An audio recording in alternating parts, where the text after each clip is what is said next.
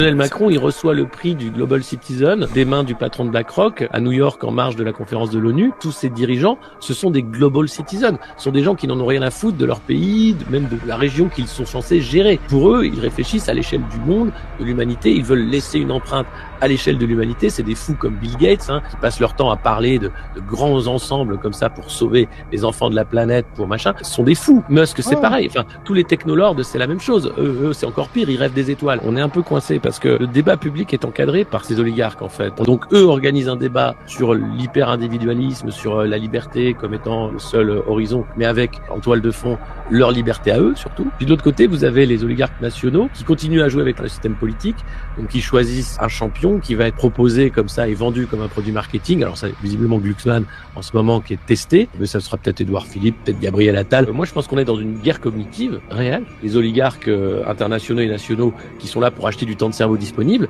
pour rendre les gens cons et fascistes. Donc, il faut expliquer que les Russes sont les ennemis, que les gauchistes sont les ennemis, qu'il y a des ennemis de l'intérieur, qu'il faut de l'ordre, qu'il faut un homme à poigne pour redresser tout ça, etc.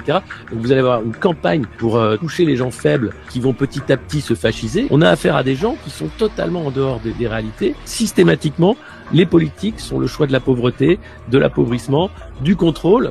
Le RSA maintenant qui est soumis à un travail bénévole, tout va en fait dans le sens de la maltraitance multipliée par 10. Et quand vous voulez critiquer ça, vous êtes un ennemi de l'intérieur, vous êtes quelqu'un qui n'est pas en contact avec les réalités. Et ça marche. C'est-à-dire que Bernays, Propaganda, c'est un bouquin qui a quasiment une centaine d'années. Rien n'a changé. On va se retrouver avec les mêmes grosses ficelles.